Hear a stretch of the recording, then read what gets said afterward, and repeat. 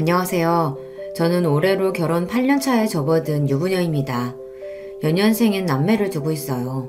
올해로 두 녀석 다 초등학교에 입학하면서 자기들도 이제 어린이라며 다 잘한 척을 할 때마다 남편이랑 둘이서 애들 몰래 얼마나 웃는지 모릅니다. 이제 초등학생이 되었으니 신경 써줘야 할 것들이 이래저래 늘기는 했지만 그래도 집에 있는 내내 녀석들 뒤치다꺼리를 했던 시절을 생각하면 요즘은 오히려 짜투리 시간이 늘어났어요. 학교 마치고 잠깐 들어온 아이들 간식 챙겨주기 무섭게 다시 학원을 가거든요. 솔직히 좀 편해지긴 했어도 점점 엄마 손을 벗어나는 것 같아 아쉽긴 해요. 그래도 요새는 학교 못지않게 다들 학원에 가는 통에 학원 보내주지 않으면 친구들이랑 어울리기 힘들다고 하니 이것 또한 아이들이 자라나는 과정이라고 생각하고 있습니다. 결혼해서 생긴 가족이 이 두 녀석뿐만은 아니죠. 남편과 결혼하면서 시댁 식구들 역시 좋든 싫든 저의 법적인 가족이 되었어요. 시댁 식구들 중에서도 유난히 제 마음이 쓰이게 하는 사람은 제 시어머니입니다. 어머님이 뭘 그렇게 잘못했다고 그렇게 마냥 참고만 사세요? 이제 자식들 다 키웠고 마음에 걸릴 게 뭐가 있다고요. 어머님 하실 말씀 다 하고 사세요. 내가 이렇게 산 게 하루 이틀도 아니고 이제 와서 뭘 어떻게 하겠니? 모르면 몰랐지. 이제 제가 알고 있는데 저는 어머님 그렇게 사시는 걸 못 봐요. 시어머니께서 평생을 숨기고 사시던 비밀을 처음 알게 된 날, 저는 그야말로 충격의 도가니에 휩싸여 정신을 차릴 수가 없었습니다. 세상에 남들한테 말만 들었지 저는 제 주변에 그런 사람이 있으리라고는 생각조차 하지 못하고 살았거든요. 시어머니는 여전히 누군가에게 이런 사실을 밝히기를 꺼려했지만 저는 이게 시어머니가 움츠리고 위축되어야 할 일이 아니라고 생각해요. 이게 다 무슨 소리인가 싶으시죠? 평소에 이 채널에서 삶의 지혜를 많이 보여주신 여러분들이시니 저와 저희 어머니의 사연을 한번 들어보시고 제가 제대로 대처한 게 맞는지 한번 봐주세요. 저랑 남편은 연애를 그렇게 길게 한 편이 아니에요. 직장 다니다 아는 분 소개로 처음 만나 둘 다 처음부터 호감을 가지는 바람에 만난 지 얼마 되지 않아 결혼을 했거든요. 둘 다 이미 사회인으로서 직장 생활을 하고 있었고 어느 정도 기반도 잡아가고 있던 차였던 터라 결혼을 결심하기가 더 수월했던 것 같아요. 특히나 저 같은 경우는 부모님이 워낙 사이가 좋으시거든요. 가정 환경이 이래서 그런가 저 역시 자연스럽게 좋은 사람 나타나면 결혼하는 걸 당연하게 생각하기도 했어요. 미연이 너야 워낙 어릴 때부터 결혼을 자연스럽게 생각했으니 그렇다 쳐도 상대방 가정 환경을 잘 고려해야 돼. 아무리 당사자가 가장 중요하다고 해도 사람은 자기 자란 환경 무시 못하는 법이다. 그래, 네 아버지 하시는 말씀 잘 새겨들어. 너는 성격이 긍정적이어서 그런지 사람을 너무 좋게만 보려는 경향이 있어 걱정이야. 아이 참, 엄마 아빠는 내가 무슨 바본 줄 알아. 친정 부모님 앞에서 큰 소리를 떵떵 치기는 했으나 솔직히 속으로 집안보다 내가 상대가 좋으면 그만이지 생각하고 있었기에 좀 뜨끔했습니다. 그때는 저도 젊었잖아요. 사랑 하나만으로 온갖 세상 역경 다 헤쳐나갈 수 있다고 믿는, 좋게 말하면 낭만적이고 있는 그대로 말하자면 다소 철이 없었죠. 남편과 결혼까지 생각하고 있었음에도 불구하고 남편의 가족들에 대해서는 아직 큰 관심이 없었습니다. 물론 가정사에 뭔가 문제가 있었다면 저도 그렇게 쉽게 넘어가지만은 못했겠지만 남편 성격이 워낙 수더분하다 보니 집안에 큰 우환이 있을 거라고는 생각하기 어렵기도 했고요. 그러고 보면 원옥 씨는 가족들 얘기는 잘 안 하는 것 같아.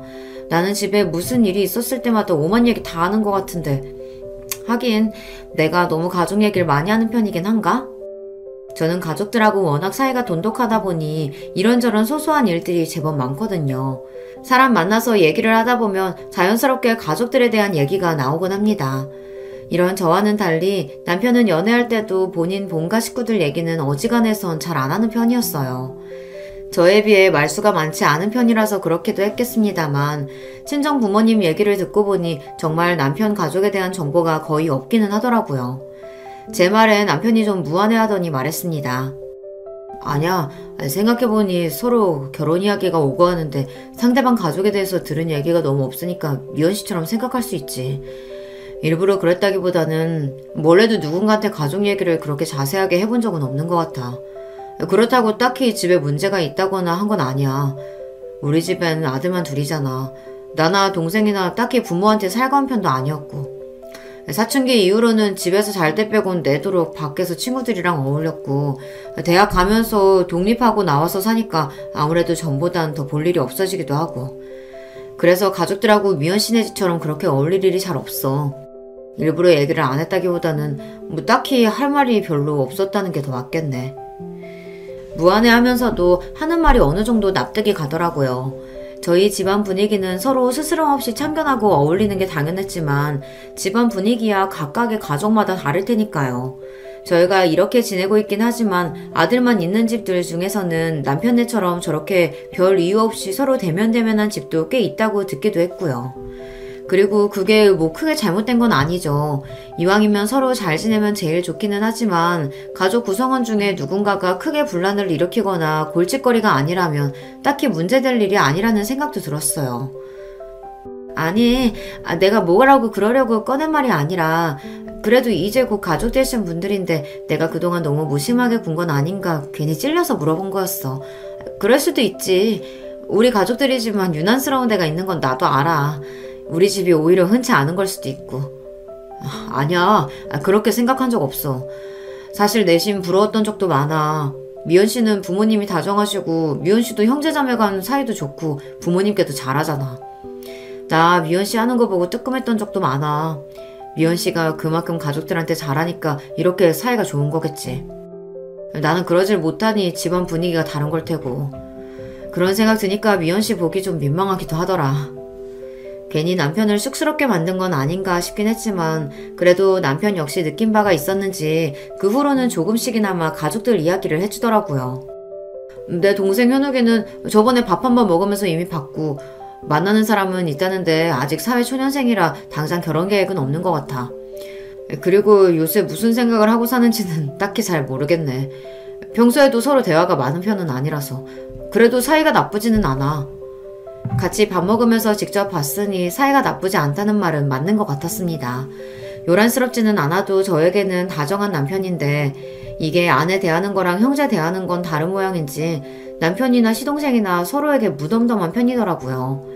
만나기만 하면 서로 장난 걸고 스킨십하고 시끌벅적한 저나 제 동생들을 생각하면 담백하기 짝이 없는 형제간이었습니다. 부모님은 초등학교 앞에서 거의 30년 가까이 문구점을 하고 계시는데 사실 말이 문구점이지 애들이 왔다 갔다 하면서 필요한 소소한 물건들 파는 그런 곳이라 규모가 그렇게 크지 않아. 부모님께서 두 분 다 문구점을 하셨기 때문에 뭐 어렸을 적부터 나랑 동생은 집에서 둘이 있거나 아님 뭐 학원을 다니거나 그런 경우가 많았고 그래서 부모님이랑 집에서 살갑게 대화하거나 그럴 시간이 많이 없었어. 주연 씨랑은 가정환경이 좀 다른 편이지? 아무래도 어릴 적부터 부모님 두 분 다 일을 하신 것 같으면 부모님께서 항상 바쁘셨을 테니까 사이가 대면대면하다는 말이 조금 이해가 가기도 했어요. 덤덤하게 얘기하는 남편 말을 듣고 있자니 말은 저렇게 아무렇지 않은 것처럼 해도 한창 부모님 돌봄을 받아야 할 나이에 동생까지 챙겼어야 했으니 조금은 결핍이 있지 않을까 하는 생각도 들었습니다. 그래서 괜히 농담처럼 물었어요. 그래도 학교 다닐 때 학교 앞 문구점 아들, 딸들이 제일 부러웠었는데 갖고 싶은 물건도 많고 신기한 것도 많아서 친구들이 많이 부러워했을 것 같아. 그건 진짜 어릴 때나 그랬던 거고 어차피 다 팔아야 되는 물건인데 뭘. 철딱서니 없이 부모님 고생하는 거 뻔히 하는데 그런 물건들 함부로 만지고 그럴 수는 없지. 그리고 말이 문구점이지 요새는 학교 차원에서 애들 필요한 물품들 다 단체 주문하거나 해서 준비하는 경우가 많거든. 학용품을 사러 온다기보다는 애들 장난감 비스무리한 것들이나 아니면 간단한 간식류들 파는 게 수입의 대부분이야. 아, 간식이면 과자나 음료수 뭐 그런 걸 가져다 두고 파는 거야? 뭐 그런 간단한 것들도 있고 애들 좋아하는 떡볶이나 뭐 간단한 분식류 같은 것들도 같이 팔기도 하고. 그런 것까지? 그게 보통 손 많이 가는 게 아닐 텐데. 분식집처럼 본격적으로 하는 건 아니고 애들 간단하게 요기 삼을 컵볶이나 간단한 간식류 정도지 뭐. 말이 간단하겠지. 애초에 식당으로 만들어진 것도 아닌데 그 열악한 환경에서 조리를 한다는 게 결코 쉽지 않을 터였습니다. 듣다 보니 남편도 본인 부모님이 얼마나 고생을 하시는지 체감을 잘 못하는 것 같이 들렸어요. 그러면 그런 음식들은 다 어머님이 하시고? 그렇지. 아버지는 본인 손으로 평생 라면 한 번 끓여 드시는 거를 본 적이 없는 분인걸. 남편 말에 석연치 않은 기분이 들었지만 가정마다 가풍이 다르니 그걸 가지고 제가 왈가왈부할 일은 아니라고 생각했어요. 무엇보다 남편은 자취를 오래 하면서 요리도 제법 잘하고 가정적인 면이 있는 사람이라 더더욱 문제 삼지 않았죠. 그렇게 시댁에 대한 이야기를 조금씩들 듣게 되었습니다. 얼마 지나지 않아 본격적으로 결혼 준비가 시작되면서 양가 부모님 상견례가 있었어요. 저희 부모님이야 워낙 사교적인 분들이셔서 상견례 분위기가 부드럽게 풀렸습니다. 시댁 쪽에서도 저희 결혼에 대해 딱히 불만이 있어 보이진 않았어요. 하하, 살다 보니 이렇게 참한 며느리 보는 날도 오고 자식 키우다 보니 이렇게 좋은 날도 오네요. 시아버지께서 호탕하게 껄껄 웃으시며 말씀하셨습니다. 어찌되었든 첫 만남에 저를 마음에 들어 해주시니 저도 기분이 나쁘지 않았어요. 시아버지 옆에 앉아 계시는 시어머니는 말없이 다소 경직된 미소만 지으실 뿐 옆에 앉은 남편 하는 말에 주로 고개를 끄덕이셨습니다. 말씀이 많지 않다는 첫인상을 받았어요. 그렇게 상견례 자리 내내 시어머니 목소리를 듣는 일은 거의 없었어요. 말씀은 주로 시아버지께서 다 하셨습니다. 상견례를 무사히 치른 후 긴장이 다소 풀려서 마음이 풀어졌어요. 남편과 그날 있었던 일을 두런두런 나누던 차에 제가 말했습니다. 아버님께서 참 호인이시더라. 서로 처음 만난 자리니까 어색할 법도 한데 말씀도 잘해주시고 나한테도 좋은 얘기만 해주셔서 내가 긴장이 많이 풀렸어. 당신이 이야기한 것보다 훨씬 다정하신 것 같은데? 그러자 남편이 대수롭지 않게 말했습니다. 아버지 원래 좀 그러셔. 집 밖에서나 처음 만난 사람한테는 쉽게 잘 다가가시고 말주변도 좋으시고 그런 편이야. 정작 나나 엄마한테는 평생 무뚝뚝한 분이긴 하지만. 저야 방금 듣고 본 것이 시아버지에 대해 아는 전부이니 아까 그렇게 활짝 웃으며 말씀하시던 분께서 그렇게 무뚝뚝한 분이시라는 게 상상이 잘 가지 않았습니다. 남편한테 그런 이야기를 듣고 보니 옆에서 내내 말씀이 없으시던 시어머니가 조금 신경이 쓰이더라고요. 그럼 어머니께서는 평소에도 말수가 저렇게 적은 편이셔? 어머니는 좀 그런 편이시긴 해. 우리 키우면서도 큰 소리 한 번을 내신 적이 없으니까. 당신이랑 현욱씨가 엄청 효자였나 보네. 아무리 말 잘 듣는 애들이라고 해도 어머니가 집에서 소리 한 번 지르지 않고 키우기는 쉽지 않으셨을 텐데. 왜 그런 말도 있잖아. 아들 있는 집 엄마는 아무리 성격이 소녀 같아도 호랑이 엄마가 된다고. 나나 동생이 말을 잘 듣는 편이긴 했어도 엄마가 항상 우리한테 말을 조심하시긴 했지. 우리 무던한 성격은 아무래도 엄마 쪽에서 온 게 아닌가 싶어. 얘기를 듣다 보니 시어머니가 더 궁금해지더라고요. 상견례에서 많은 대화를 나누지 못해서 더 그런 것도 있었겠지만 인상 자체가 부드럽고 조금은 주눅들어 보이시는 게 왠지 마음이 더 갔습니다.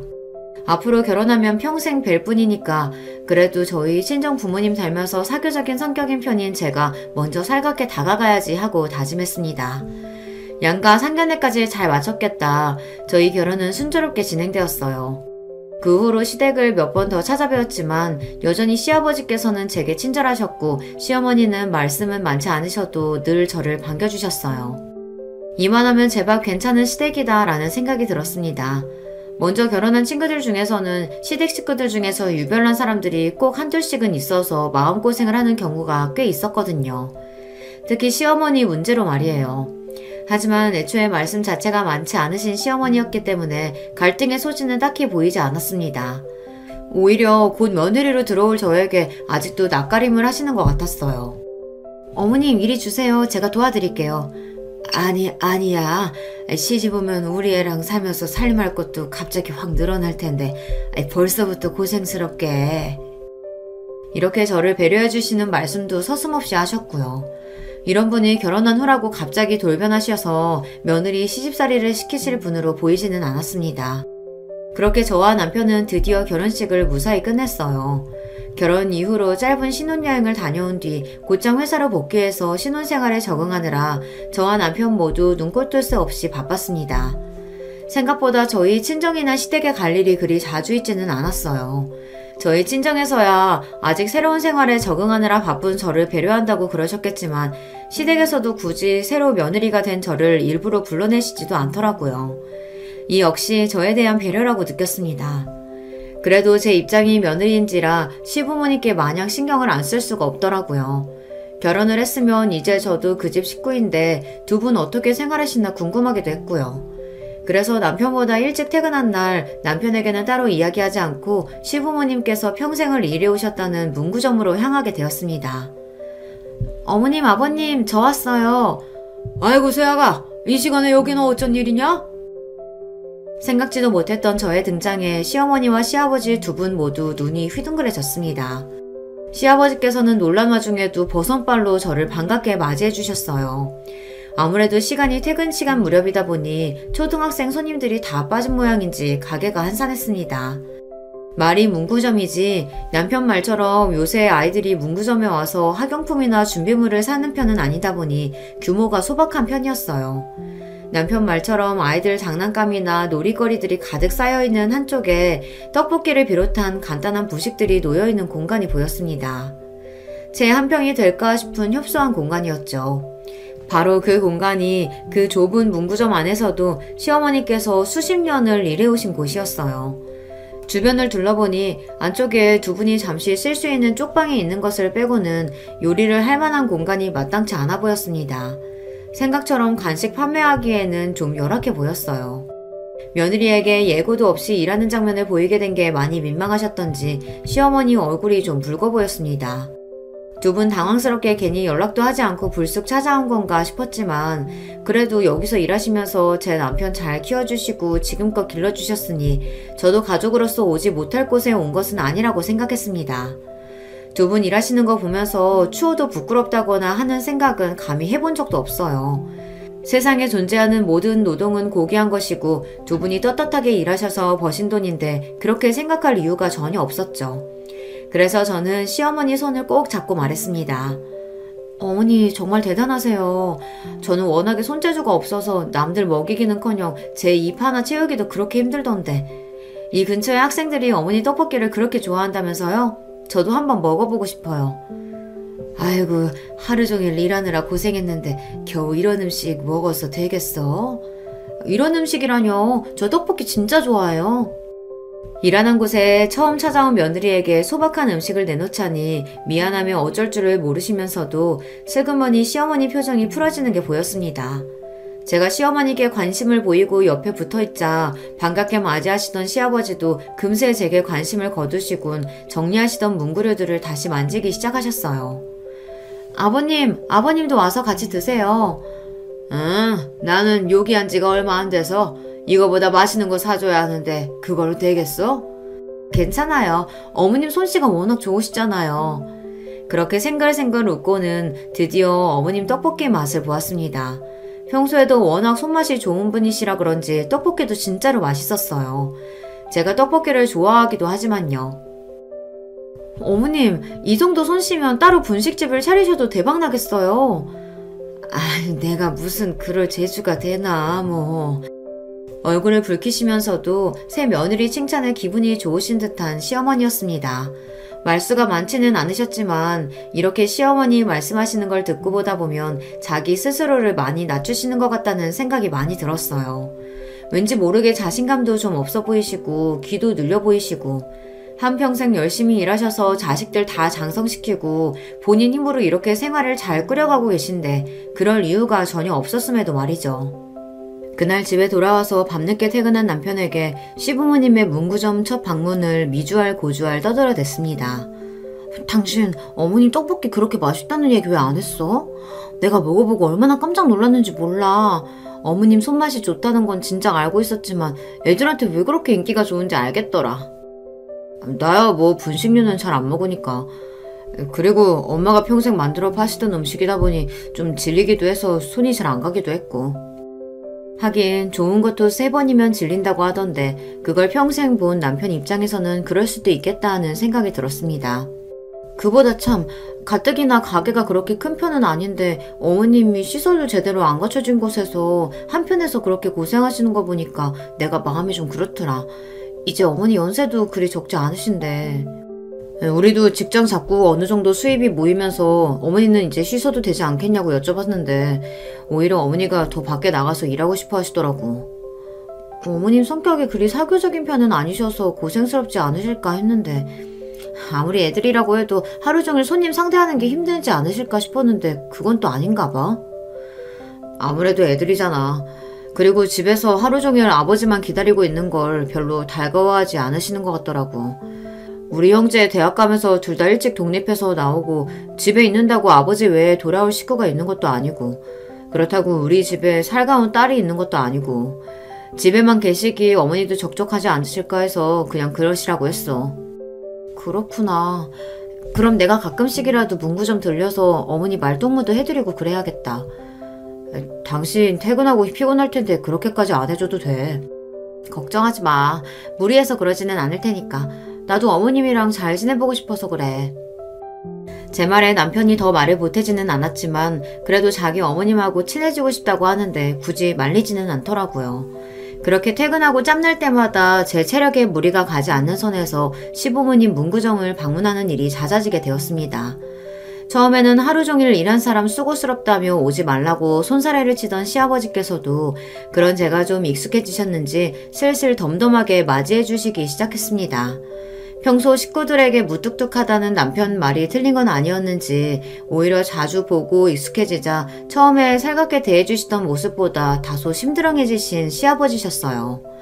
반면 시어머니께서는 조금 달랐습니다. 첫 며느리임에도 불구하고 저를 어려워하시는 티가 역력하셨던 시어머니께서 제가 먼저 살갑게 다가가자 조금씩 마음을 열어주시기 시작하신 거예요. 처음에는 그 좁은 문구점에 엉덩이 붙일 곳조차 마땅치 않아 옆에 서서 어머님을 도와드리겠다고 하는 저를 보고 어쩔 줄 몰라 하셨거든요. 그런데 이런 방문이 여러 번 이어지자 이제는 제가 문구점에 들어서면 먼저 다가오셔서 슬그머니 손을 잡아주시는 어머님이셨습니다. 퇴근하고 평일에 쉴 시간도 부족할 텐데 왜 또 여길 왔어? 저녁은 먹고 온 거야? 아니요, 저 배고파요, 어머님. 어머니 떡볶이 먹고 싶어서 아무것도 안 먹고 왔어요. 이렇게 부실한 음식 말고 제대로 된 걸 먹어야지. 그렇게 말씀하시며 집에서 일부러 저 먹이려고 싸우신 밑반찬들을 쪽방 안에 펼쳐놓고 제 저녁부터 챙겨주시는 시어머니셨습니다. 아유, 어머니 일부러 안 그러셔도 된다니까. 시댁 식구들이랑 좀 더 가까워지고 별 재주는 없지만 조금이나마 도움이 되고자 해서 온 건데 오히려 시어머니께 일감을 하나 더 늘려드린 것 같아서 송구스러웠어요. 그럼에도 불구하고 얼른 저녁 먹으라며 제 손에 숟가락을 쥐어주시는 시어머니셨습니다. 우리 집에서 먹는 반찬 그저 조금씩 더러운 거밖에 없는데 수고스러울 거 하나도 없어. 매일 고생하는 사람 밥이라도 제대로 챙겨 먹여야지. 보고만 있지 말고 어서 먹어. 가까워질수록 참 다정한 분이셨어요. 며느리라고는 해도 아직 결혼한 지 얼마 되지 않아 안지도 오래되지 않았는데 꼭 본인 딸처럼 저를 살뜰하게 챙겨주시는 시어머니셨습니다. 저 역시 처음에는 제게 대면대면 하셨던 분이 제게 이렇게 마음을 써주시고 애정을 표현해 주시는 게 기뻐서 시어머니를 뵐 때마다 기분이 좋았습니다.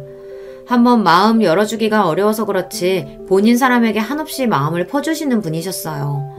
그렇게 시어머니와 가까워지고 그분을 자주 뵙게 되자 전에는 몰랐던 것들이 하나둘씩 눈에 들어오기 시작했습니다. 어머님 손목 다치셨어요? 손목 쪽이 많이 부었는데요. 이거 왕구 들어있는 박스 나르다가 내가 다른데 정신을 파는 바람에 조금 삐끗했어. 아무렇지도 않아. 걱정 안 해도 돼. 황급히 손목을 숨기는 시어머니셨지만 이미 제 눈에 금방 생긴 멍자국과 부풀어 오른 손목이 들어온 후였습니다. 어머니 조심 좀 하시지. 가만 보면 이렇게 얌전하신 분이 왜 이렇게 자주 다치시나 몰라요. 병원 가봐야 하는 거 아니에요? 이 정도로 무슨 병원은 금방 놔두면은 금세 나. 괜찮아. 저를 챙겨주시는 거에 반에 반만 스스로를 챙기셔도 참 좋을 텐데 본인 몸에는 영 신경을 쓰지 않으시는 시어머니셨어요. 그러고 보면 시어머니께서 자잘하게 몸에 새로운 상처를 달고 오실 때가 잦은 편이었습니다. 생각해보면 그때부터 의심을 했어야 했어요. 제가 평소에 보는 시어머니께서는 매사 조심스러운 분이셨고 행동도 역시 마찬가지셨어요. 그런 상처를 달고 사실 만큼 덤벙대는 분도 아니셨고 느릿하면 느릿한 편이셨지 결코 성급하게 서두르는 분이 아니셨습니다. 여보, 어머님이 평소에 상처가 너무 자주 생기시는 것 같아. 아무래도 연세가 있으셔서 문구점 일하시는 게 고생스러워서 그런가? 공간도 좁은데 이리저리 왔다 갔다 할 일이 많으면 아무래도 부딪히기도 쉽잖아. 근데 엄마는 우리 어렸을 때도 좀 자주 다치시는 편이긴 하셨어. 그렇다고 크게 다치신 적은 없지만 자잘한 상처는 항상 달고 사셨던 것 같아. 어릴 때부터 그랬다고? 아무래도 가게 안이 좋다고 뛰어다니는 애들도 제법 있고 물건 채워나를 일도 많고 하다 보니까 그렇겠지. 대수롭지 않게 말하는 남편이었습니다. 제가 너무 예민하게 생각하는 건가 싶어질 지경이었어요. 하지만 생각해보면 이상한 건 그뿐만이 아니었습니다. 그렇게 다치는 빈도수가 잦은 시어머니셨는데 생각해보면 제 앞에서 다치신 적은 한 번도 없었거든요. 그런 분이 제가 없을 때라고 다치실 만한 일이 그렇게 잦을까 조금 이상하게 생각되었어요. 하지만 제가 주로 방문하는 시간이 퇴근 시간 이후다 보니 손님이 많이 빠져있을 시간대이긴 했어요. 그래서 그런가 손님이 많은 시간대에 일하시는 걸 못 봤으니 내가 괜한 생각을 하는 건가 싶었습니다. 그날도 퇴근 후에 시부모님 문구점을 찾았다가 손님이 많이 빠진 시간이라 시어머니와 도란도란 이야기를 주고받고 있었습니다. 그전 주말에 무슨 일을 했는지 이야기를 나누다가 우연치 않게 찜질방 이야기가 나왔어요. 저나 저희 친정어머니나 찜질방에 자주 가는 편이거든요. 주중에 쌓였던 피로를 찜질방에서 몸 지지면서 풀어내는 게 저희 모녀의 큰 낙이기도 했습니다. 나는 아들만 둘 있어서 그런가 그런 데는 생전 가보지를 못했어. 진짜요? 찜질방 유행한 지가 벌써 얼마나 됐는데. 그럼 다음에 저랑 같이 가요, 어머님. 제가 반색하면서 이야기하자 갑자기 시어머니 얼굴에 당황한 낯이 떠올랐습니다. 아니 다 늙었어. 이제 와서 무슨 매일 집에서 목욕하는 걸 뭐 신경 쓰지 마라. 시어머니 말씀이 그렇게 빨라진 적이 없었어요. 손사래까지 치면서 땀을 뻘뻘 흘리시며 제 제안을 거절하시는 걸 보니 조금 무안해졌습니다. 요즘 좀 친해졌다고 생각해서 내가 너무 오버를 한 건가 싶기도 했어요. 지금에 와서 돌이켜보면 그렇게 말씀하시는 시어머니 심정이 어떠셨을지 싶어 마음이 아픕니다. 어머님, 아버님, 저 왔어요. 아니, 네가 이 시간에 웬일이야? 그날은 외근을 나갔다가 생각지도 못하게 조기 퇴근을 하게 되었어요. 돌이켜 생각해보니 이 시간대에는 시부모님 문구점을 방문한 적이 한 번도 없었던 것 같습니다. 시간이 딱 아이들 학교 시간이랑 겹쳐서 손님이 가장 많은 시간대였어요. 전에 없이 문구점 안이 와글와글 거리는 걸 보자 바쁘실 때의 풍경은 이렇겠구나 싶어 새삼 문구점이 새로워 보였습니다. 괜히 안쪽에 다 큰 성인 여자인 저까지 들어가면 더 번잡스러울까봐 입구 쪽에 조금 비켜서서 시부모님 일하시는 것을 지켜보게 되었어요. 조그만 장난감들 여러 개를 놓고 어느 걸 고를까 눈을 빛내는 아이들도 있었고 친구 따라 와르르 몰려와서 신이 난 아이들로 가게는 인산인해를 이뤘습니다. 시아버지께서는 그런 아이들에게 환한 미소로 화답하시며 신나게 말을 거셨어요. 아이고 요놈, 전부터 그걸 그렇게 갖고 싶어 하더니 결국 오늘 사갖고 가는구나? 말씀하시는 게 꼭 본인 손자한테 하시는 것 같았습니다. 저 처음 상견례에서 배웠을 때 반겨주시던 그 모습 그대로였습니다. 집안에서보다 밖에서 더 살가운 분이라는 남편 말도 다시금 떠올랐고요. 어쨌든 문구점에서 일을 하시는 게 시아버지 적성에 맞아 보였어요.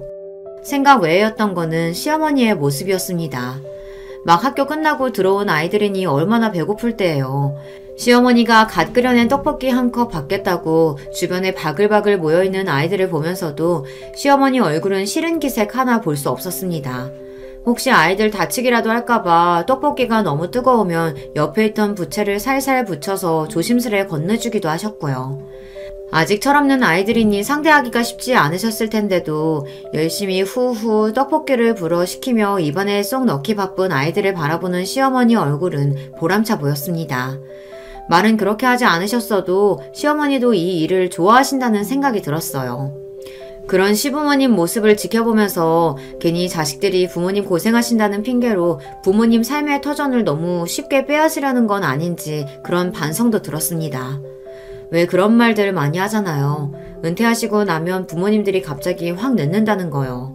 사람이 본인에게 주어진 역할이 있고 하는 일이 있을수록 더 활기차고 생기있게 살 수 있는 법이잖아요. 부모님께 마냥 쉬시라고 하는 것이 능사가 아니라는 생각을 그날 제대로 하게 되었습니다. 어머님, 기분 정말 좋아 보이세요. 어머님이 아이들을 이렇게 좋아하시는지 몰랐어요. 애들도 애들이지만 여기서 일을 하다 보면 내가 쓰임이 있다는 게 참 좋아. 나같이 보잘것없는 사람도 기다려주는 애들도 다 있고. 어머니 무슨 말씀을 그렇게 하세요.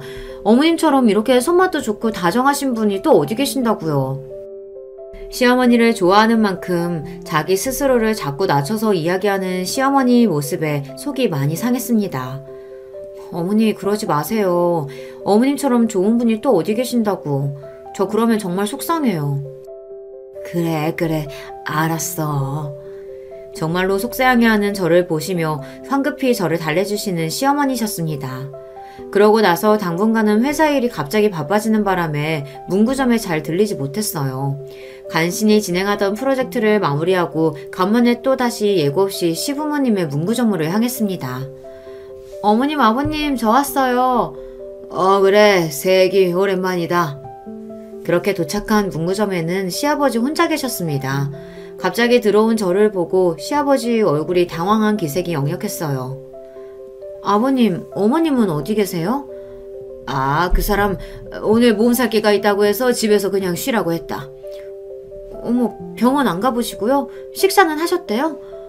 내가 다 챙겨줬으니까 너 신경 쓸 거 없다. 일하느라 바쁜 사람이 뭐하러 여기까지 왔어? 얼른 집에 가, 얼른. 그렇게 한사코 저를 내쫓으시는 시아버지 때문에 얼결에 밀려서 문구점 밖으로 나왔습니다. 시아버지가 시어머니를 잘 챙겨주고 나왔다고는 하시지만 문구점 찾는 아이들에게면 몰라도 평소에 시어머니에게 그렇게 살갑게 대하지 않는 시아버지셨어요. 정말로 편히 잘 쉬고 계시는 건지 걱정스러운 마음에 죽집에서 죽을 포장해다 시댁으로 향했습니다. 문구점에는 자주 들렀어도 일하시느라 시부모님께서 시댁을 비우실 때가 많아서 제가 시댁으로 찾아가는 일은 그렇게 많지 않았어요. 저로서도 오랜만에 시댁 방문이었습니다. 그렇게 도착해서 시댁 초인종을 눌렀어요. 띵동 띵동 여러 번 초인종을 눌렀는데도 안에서는 대답이 없었습니다. 혹시 주무시는 건가 싶어 내가 너무 요란을 떨었나 생각하고 있는데 안쪽에서 우당탕 소리가 들리더니 황급히 시어머니가 문을 벌컥 여셨습니다. 어머, 너 어떻게 여기까지 다 왔어? 허둥지둥 제게 말씀하시는 시어머니를 보고 저는 순간 몸에 피가 다 얼어붙는 줄 알았어요. 시아버지 말씀에 따르면 몸살에 걸렸다는 시어머니는 꼴이 말이 아니었습니다. 머리는 어디서 뜯겼는지 산발해 집안에는 가재도구가 나동그라져 있고 시어머니는 지금 눈앞에 서 있는 게 며느리인지 아닌지 정신도 제대로 차리시지 못하는 것 같았어요. 무엇보다 저를 경악하게 했던 건 시어머니 얼굴에 선명하게 남아있는 멍자국이었어요. 어머니 도대체 이게 다 무슨... 그게 아니라... 시어머니 얼굴을 보고 경악에 차서 소리를 버럭 지르는 제 모습에 시어머니는 순간 주춤했습니다. 그제야 당신 눈앞에 서 있는 사람이 누구인지 제대로 인식을 하신 것 같았어요. 그만큼 시어머니께서도 경황이 없으셨다는 거겠죠. 나중에 알고 보니 이렇게 선명한 폭력의 흔적을 시아버지 외에 누군가에게 보이는 것 자체가 그날이 처음이셨던 거예요. 분명 시어머니는 공포에 질려 있었습니다. 어머님, 대체 누가 이랬어요? 이게 무슨 일이에요? 네? 아니야. 그건 아무리 좋게 봐주려고 해도 인간의 주먹이 만들어낸 명백한 폭력의 흔적이었어요. 당연히 의심스러운 건 시아버지였습니다. 상상조차 하기 끔찍하지만 그렇지 않으면 단 두 분이서 사시는 이 집 안에서 시어머니의 얼굴을 저렇게 만들어 놓을 사람이 대체 누구란 말입니까? 분노에 찬 저를 보고 시어머니는 이제 온몸을 덜덜 떨기 시작하셨습니다. 안 돼, 아가. 제발 그냥 못 본 걸로 해주면 안 될까? 어머니, 지금 이 시경을 하시고 무슨 말씀을 하시는 거예요? 저랑 당장 병원부터 가요. 안 돼. 다른 사람들 알면 안 돼. 몸을 떨다 못해 이제 오열을 하기 시작하신 시어머니는 극도의 흥분 상태였어요. 이러다가 정말 큰일 나지 싶어 일단 저는 시어머니부터 진정시키기로 했습니다. 떨림이 멈추지 않는 시어머니를 끌어안고 제가 말했어요. 알았어요, 어머니.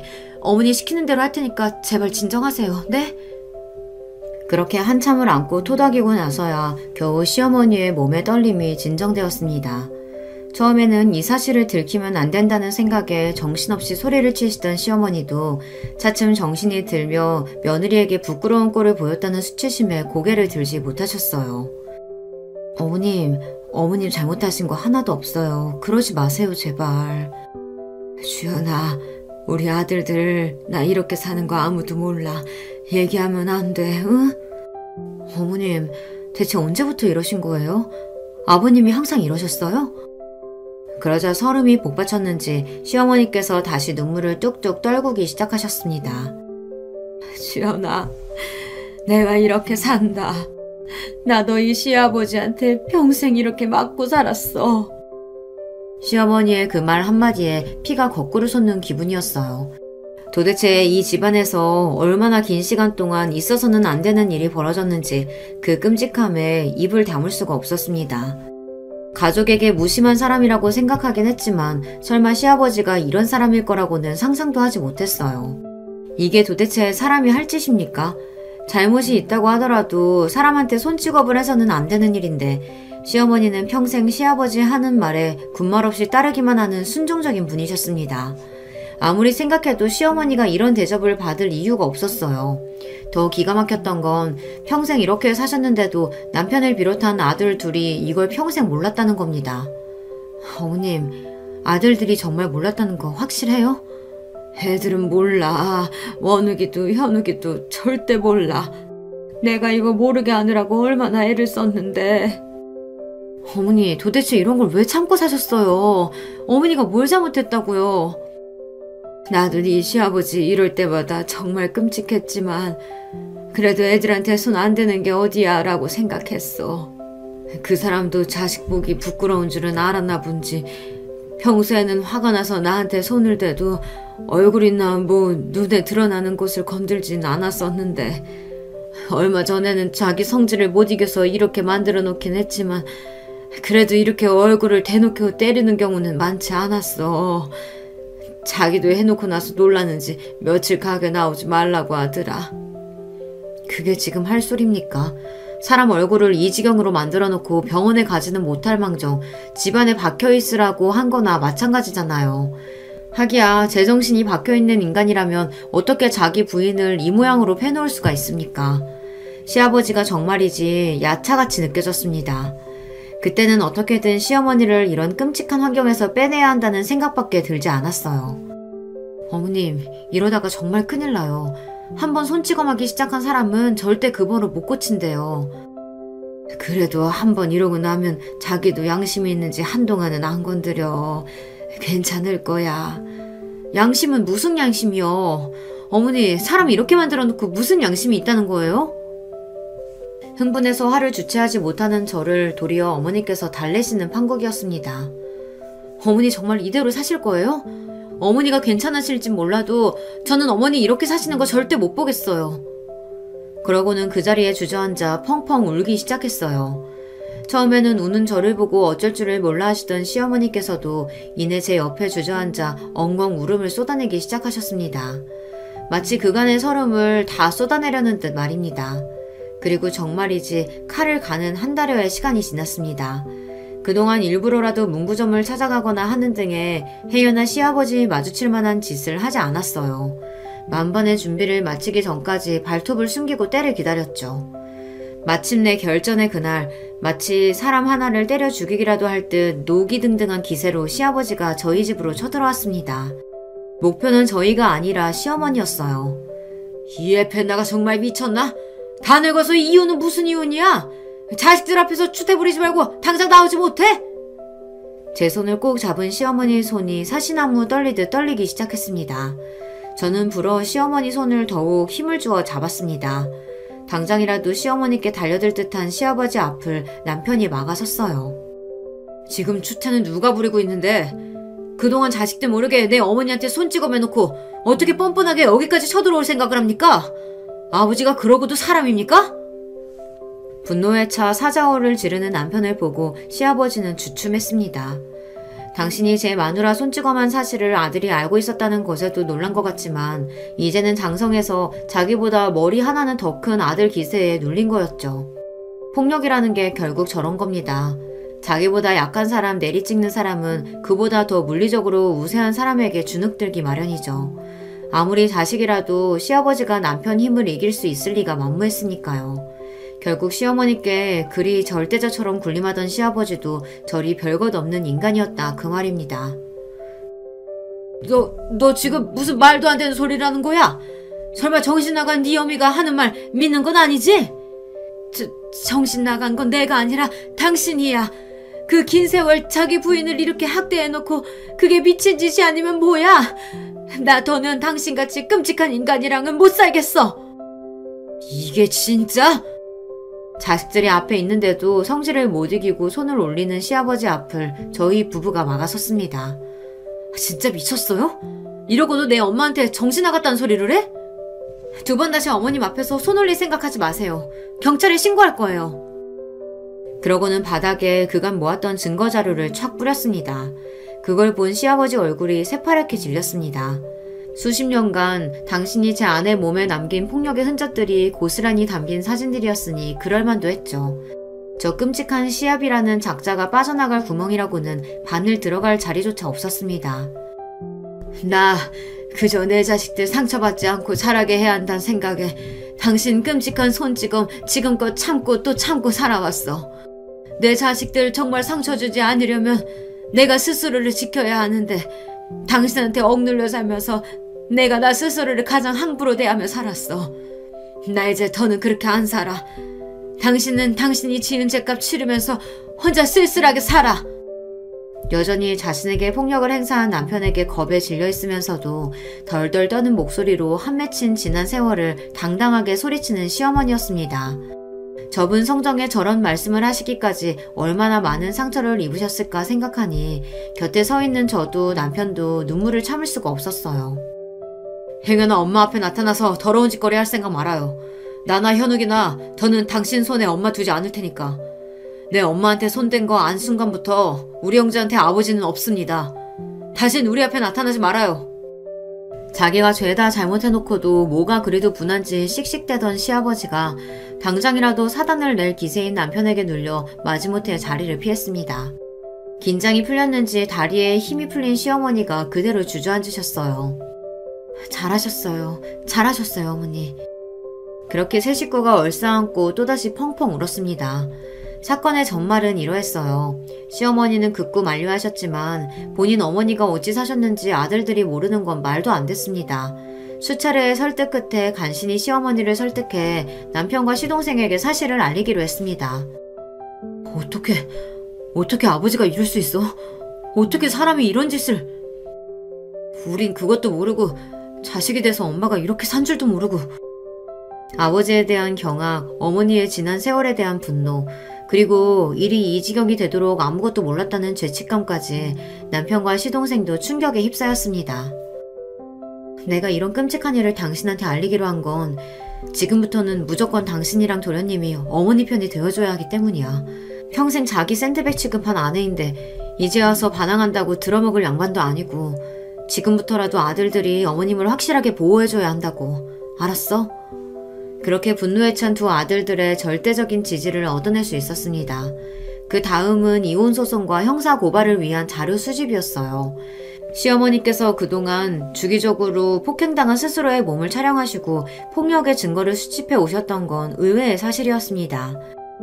나는 몰라도 혹시나 나중에라도 내 새끼들한테까지 손을 뻗치면 어쩌나 싶어 설마 하는 마음에 준비해둔 거였어. 근데 이렇게 쓰게 될 줄은 나도 몰랐다. 잘하셨어요 어머니. 이혼 소송은 물론이거니와 경찰에 시아버지를 고발하기에도 차고 넘치는 자료였어요. 그렇게 시어머니의 제대로 된 반격이 시작된 겁니다. 이건 시작에 불과했어요. 그동안 어머님이 부식 판매해서 현금 모인 건 다 시아버지가 따로 꽁쳐뒀다면서요. 그러면 이혼할 때 위자료나 재산 분할도 얼마 안 나올 텐데 그건 안 되죠. 어머님이 얼마나 고생해서 버신 돈인데 그 돈 숨겨둔 것 모르세요? 왜 몰라. 그 사람 하는 짓이야 뻔한걸. 그렇게 시아버지가 제가 몰래 숨겨둔 현금 숨겨둔 곳에서 돈이 줄줄 새는 줄도 모르는 동안 착실히 그걸 빼돌려다 금고에 따로 숨겨두었습니다. 와, 저는 은행 안 가는 사람 있다는 말만 들었지 현금을 그렇게나 숨겨둔 사람은 또 처음 봤네요. 애초에 세금 몇 푼 안 내보겠다고 숨겨둔 돈이니 어디 신고도 못할 테고 고스란히 시어머니 새 출발 자금이 될 돈이었습니다. 이혼에 형사처벌에 위자료에 합의금 뜯긴 것도 모자라 하이라이트로 시아버지 인생의 민능구색이었던 현금까지 죄다 털린 걸 알고 또 한 번 저희 집을 찾아와 시어머니 앞에서 난동을 부린 시아버지였으나 분노에 눈이 뒤집힌 형제에게 차례로 패대기를 쳐진 이후로는 아들들 무서워서 차마 저희 집에 접근하지 못했습니다. 어디 그뿐입니까? 무려 애들을 상대로 장사하면서 아내한테 손찌검을 해 이혼당했다는 소문이 쫙 퍼지자 문구점에 손님이 뚝 끊겼습니다. 제정신 박힌 부모라면 혹여서 틀리면 내 자식한테까지 손 올릴지 모를 막대먹은 사장님이 있는 가게에 애들을 보내겠습니까? 수십 년을 이어온 문구점이 금세 매물로 나오는 데는 긴 시간이 걸리지 않았습니다. 미연이 네가 아니었다면 지금까지도 그 인간한테 맞으며 살고 있었겠지. 누구한테라도 들키면 죽을 줄 알았는데 막상 나보다도 더 아파해주는 너를 보니 그제야 더는 이렇게 살지 않을 용기가 났다. 나는 네가 살려준 거야, 미연아. 한동안 정신관 치료도 받으시고 시어머니 역시 고생이 많으셨으나 서서히 지금은 회복하시며 진정한 본인의 삶을 살고 계세요. 요즘에는 또래들 동호회 활동도 조금씩 참석하시는 등 점점 밝아지시는 시어머니 모습에 뿌듯한 기분입니다. 고생하신 세월이 길었던 만큼 앞으로의 여생은 그저 행복만 가득하셨으면 해요. 오늘 제 여기는 여기까지입니다. 부디 저희 어머님 행복하시기 함께 기원해주시면 더없이 기쁠 거예요. 들어주신 여러분 모두 좋은 하루 되시길 바랍니다.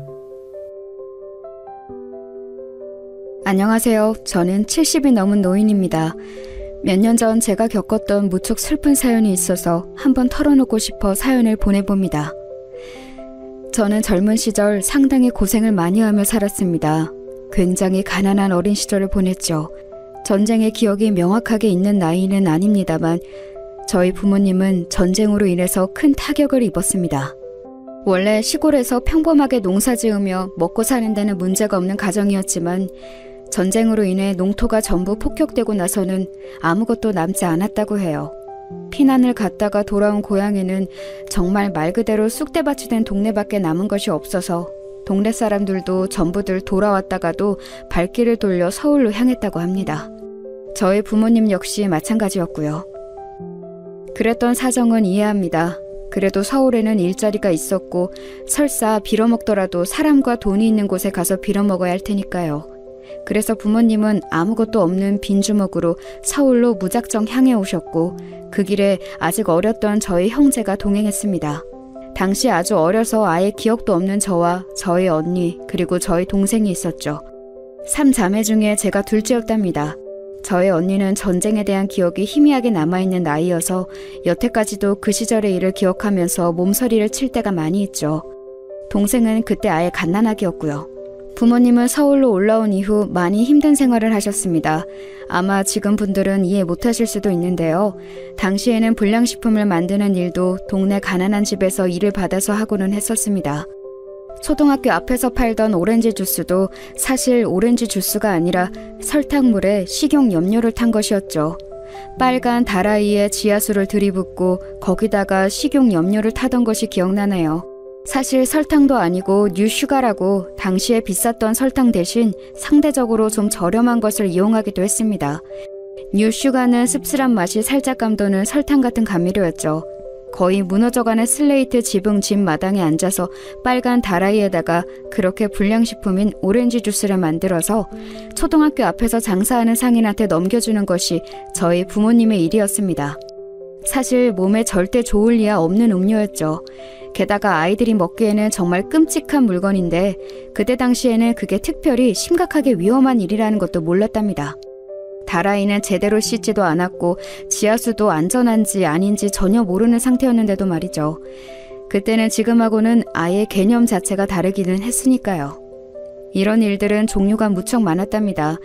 이름 모를 생선살로 과자 같은 걸 만들기도 하고 아이스크림이라면서 얼린 음료수를 내다 상인에게 넘기기도 했습니다. 지금 생각하면 기야말 일이지만 그래도 그때 부모님이 이를 가리지 않고 열과 성을 다해 하신 덕분에 저희 자매들은 잘 클 수 있었죠. 어린 시절에는 정말 많이 가난했는데 점차적으로 그래도 사정이 나아져 갔어요. 물론 그렇다고 평균적인 집이 될 수는 없었습니다만 그런데 그러다가 사달이 난 거였죠. 아버지가 교통사고를 당하셔서 자리에 누워 일을 하지 못하시게 된 거였어요. 아니, 일을 못하시는 건 둘째치고 병원비가 아주 많이 들어가게 되었었죠. 제가 겨우 고등학교 갓 들어갔을 때였는데 집안은 아주 초상집 분위기였답니다. 어떻게든 무슨 수를 내야 저희 식구들이 먹고 살고 아버지 병원비도 낼 수 있을 거였어요. 그런데 그 무슨 수라는 게 저에게 떨어졌죠. 그 시절에는 어지간히 잘 사는 집들은 전부 식모를 쓸 때였습니다.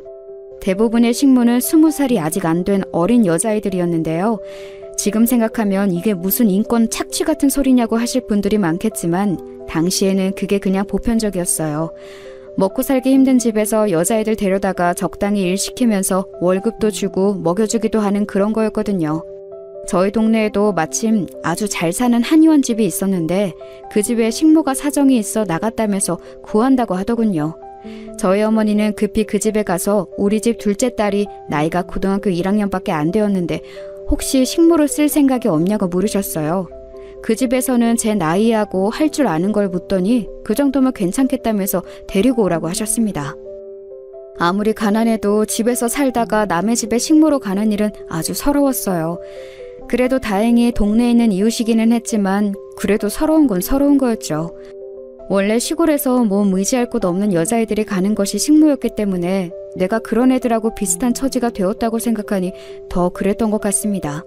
하지만 용 빼는 재주 있나요? 아버지는 편찮으시고 집 식구들은 다 굶어 죽을 위기니까 저로서도 어떻게 할 도리가 없었죠. 그래서 결국은 얌전하게 그 댁으로 들어갔어요. 식모는 밤 늦게까지도 그 댁 사람들이 부르면 바로 일어나서 일을 해야 하기 때문에 집으로 꼭 들어가야 하는 위치였죠. 그 댁 작은 방을 내주셔서 들어가 살게 되었습니다. 처음에는 무척 서럽고 힘들게 생각했는데 지내다 보니까 생각보다는 괜찮았어요. 아무래도 저희 집은 동네에서 제일 구석진 곳에 있었고 슬레이트 지붕을인 납작한 집이어서 여름에는 정말 미친 듯이 더웠거든요. 사우나나 찜질방 저리 가랄 정도로 덥고 습도가 높았어요. 하지만 잘 사는 집이라서인지 한옥기와 지붕도 높고 마당도 작지만 있어서 물을 뿌려 두셨거든요. 여름에는 마당 한켠에 물을 담가두고 거기에 수박도 넣어두고요. 음식을 잘 해잡수는 집이라서 저도 그곳에서 그간 먹어보지 못한 음식들을 잘 얻어먹었었지요. 일은 열심히 하는데도 살이 도리어질 정도였어요. 그리고 그댁 어른들도 좋은 분들이셨고요. 어르신이 한의원을 하셨는데 상당히 용하다고 소문난 분이어서 저희 아버지 침도 따로 놔주시고 약도 지어주시면서 돈도 받지 않으셨습니다. 덕분에 아버지가 절름거리면서라도 일어나 움직이실 수 있게 되어 무척 기뻤었죠. 하지만 그댁 자녀들은 좀 못된 데가 있어서 제가 밤에 일 마치고 좀 쉬려고 하면 꼭 불러다가 물을 떠다 달라, 옷을 다려달라, 신발을 가져다 달라 이래저래 시키는 일이 많았어요. 그렇다고 아주 악하고 못된 애들은 아니었는데 좀 얄미운 구석이 있었죠. 어떨 때는 그렇게 당하는 것이 억울해서 한 달에 한 번 있는 쉬는 날에 집에 가서 언니한테 마구 일러댔어요. 어린애들이 그렇게나 저를 부려먹는다고요. 사실 언니는 첫째 딸로서 자기가 집안을 책임지지 못하고 제가 대신 고생을 하는 것에 무척 미안함을 표현하고는 했어요. 언니는 저하고 5살 차이로 이미 20살이 넘어 성인이었기 때문에 식모로 들어가기에는 나이가 좀 있었던 거였죠. 원래 언니가 자기가 가겠다고 했지만 그 댁에서도 좀 어린아이가 그 집 자녀들이 대하기도 낫다면서 거절했었어요. 그런 상황이니 언니가 저한테 얼마나 미안했겠어요. 하도 미안해해서 제가 걔네들이 그렇게 못된 애들은 아니라고 그냥 좀 얄미울 뿐이라고 언니한테 도리어 해명을 해야 할 정도였죠. 장녀로서 아무것도 못해서 정말 너무 미안하다면서 언니는 제 손을 잡고 계속 주무르고 크림을 발라주었어요. 당시에는 화장품 크림을 방문 판매 아주머니들이 팔고는 했었는데 언니가 몰래 그거 하나를 사놓고서 제가 물일 때문에 손이 튼 걸 보고는 발라주고 했었죠. 언니의 그 손길 하나가 얼마나 큰 위로가 되었는지 몰라요. 당시 엄마는 아버지를 간병하고 돈을 버느라 저한테 신경을 쓸 여력이 없었고 언니 역시도 밖에 나가 식당에서 일을 하면서 돈 버느라 바빴는데 엄마가 아닌 언니가 저한테 정말 많이 배려를 해주었거든요. 동생은 아직 어렸지만 저한테 미안하다면서 빨리 다시 같이 살고 싶다고 매달렸었고요. 그래도 어려웠던 그 시절을 저희는 최선을 다해 같이 이겨냈어요. 주인댁 어르신의 침과 약 덕분에 아버지가 조금씩이라도 거동을 하게 되었고 덕분에 어머니의 간병 부담이 상당히 줄어들게 되었습니다. 언니는 식당에서 일하면서 그 식당 주인 눈에 들어서 좀 더 높은 급여를 받게 되기도 했고요. 그 즈음에 제가 20살이 넘게 되면서 주인 댁에서 나오게 되었죠. 아직 아이들이 어린이 고등학생쯤 되는 식모여야 애들이 좋다면서요. 주인 댁 어르신은 좋은 분이었기 때문에 제가 그만둘 때쯤 꽤 큰 돈을 저한테 쥐어주셨습니다. 지금으로 말하면 이를테면 퇴직금 같은 거였죠. 어르신이 하셨던 말씀이 기억나네요. 갑자기 큰 돈 생겼다고 막 쓰지 말고 꼭 이거 쥐고 발판 삼아 더 잘 살 생각을 해야 하는 거란다. 알겠니? 어르신이 하신 말씀은 진심으로 걱정해서 하신 말씀이었습니다. 아예 돈을 써본 적이 없는 애한테 큰 돈을 쥐어주니 아무래도 걱정이 되셨던 것 같았어요. 하지만 그 돈을 알게 된 어머니는 당연히 집안 식구들이 나눠 써야 한다고 주장하셨습니다. 그게 논쟁거리가 된다고도 생각하지 않으셨던 것 같아요. 그냥 그때까지 모든 식구들이 나가서 돈을 벌어오면 곧장 집안 생계비로 전부 다 써버렸으니까요. 하지만 저는 그때 처음으로 좀 억울한 마음이 들었습니다.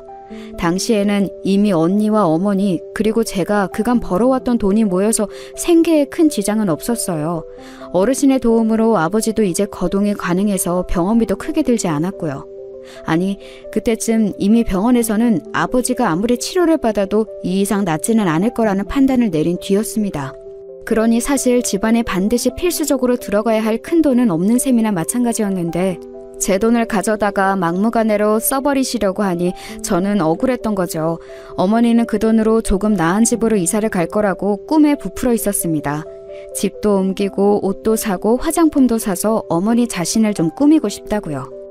사실 평생 고생만 하며 일을 해온 어머니 입장에서 못할 생각도 아니긴 했습니다만 아직 어렸던 저는 그게 너무 싫었어요. 저는 어머니한테 이 돈 못 내드린다고 대들었습니다. 어머니는 큰 충격을 받으셨죠. 여태까지 장녀와 차녀와 어머니가 힘을 합해 어려운 집안을 잘 이끌어오고 있다고 생각했는데 이제 성인이 된 차녀가 갑자기 돈 내놓기 싫다고 대든 것이나 다름없었으니까요. 지금 생각하면 어머니가 당시 얼마나 충격적이셨을까 이해되는 면도 있어요. 하지만 당시에는 정말 그 돈을 드릴 수가 없었죠. 내가 어떻게 그 집에서 식모 노릇을 하며 갖게 된 돈인데 그 집 어르신이 나한테 쥐어주신 돈인데 왜 집의 가족들이 이걸 쓰려 하는지 이해할 수가 없었어요. 아니, 이해는 할 수 있었지만 용납이 되지 않았던 거였죠. 어머니는 불같이 화를 내셨지만 저를 도와줬던 것은 바로 언니였습니다. 언니는 어머니가 화를 내시는 동안 묵묵히 그 앞에서 제 편을 들어주면서 막아주었고 기어코 아버지까지 나서서 제게서 돈을 빼앗으려 하니 집을 나가라며 등을 떠밀어 주었어요.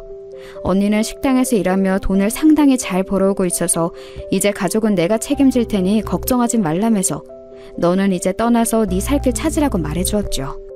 그 말이 얼마나 고맙던지요. 지금 생각하면 겨우 20대 중반이었던 어린 언니가 어떻게 동생한테 그런 아량을 베풀어줄 수 있었던 것인지 알 수 없어요. 저는 언니의 말을 듣고 곧 집을 나와서 미리 소개를 받아두었던 봉제 공장으로 들어갔습니다. 식모살이를 했던 댁에서 이제 돈 벌 곳이 없다면 이곳으로 가라면서 소개를 해주셨던 곳이었죠. 여러모로 고마운 댁이었어요. 그리고 그곳에서 남편을 만나 결혼했습니다. 일한 지 3년 만에 23 꽃다운 나이에 웨딩드레스를 입었죠. 남편은 봉제 공장과 거래하는 소매점의 사장으로 저와 나이 차이는 좀 있었지만 무척 다정하고 좋은 사람이었습니다. 다혈질이었던 저희 친정아버지하고는 완전히 다르게 온화하면서도 섬세한 사람이기도 했죠. 저는 결혼 후 그래도 친정에 가봐야겠다 싶어서 친정으로 향했습니다. 집 나간 딸이었지만 번듯한 사위를 데리고 왔으니 이제 부모님이 기뻐하시지 않을까 기대 반 설렘 반이었죠. 하지만 부모님의 반응은 제가 기대했던 것과는 완전히 달랐어요. 가족 버리고 남자 찾아 쫓아간 계집애라면서 부모님은 저를 아예 보려고도 하지 않으셨죠. 그때도 언니하고 동생만이 저와 남편을 만나서 인사를 해주었어요. 언니는 그때 자기 식당을 열었더군요. 작지만 나름대로 잘 되고 있다면서 이제 가족들 생계 걱정은 하지 말라고, 그리고 앞으로도 계속 연락하면서 살자고 언니가 따스하게 말해주었습니다. 저는 정말 너무 고마웠어요. 언니가 있어서, 그리고 동생이 있어서 비로소 제게 친정의 의미가 있다고 느껴졌죠. 언니의 식당 일이 바빠서 그 후로 자주 교류는 하진 못해도 전화 연락은 언제나 주고받으며 살았어요. 언니도 결혼을 하고 아이를 낳고 가정을 가지면서 만나는 일은 좀 줄었지만요. 슬프게도 동생은 사기를 당해 아무래도 삶이 힘들어지니 연락이 뜸해졌죠. 저도 아들 둘을 낳았어요. 제 시대만 해도 남아선호가 남아있던 시기라서 저는 두 자식이 모두 아들인 것이 그리 좋고 기뻤답니다. 미안하게도 언니는 하나 낳은 자식이 딸이라서 제대로 대놓고 자랑도 하진 못했어요. 하지만 언니는 제가 아들을 자랑스러워하는 것을 눈치챘는지 조금씩 저하고 이야기하기를 꺼려했습니다.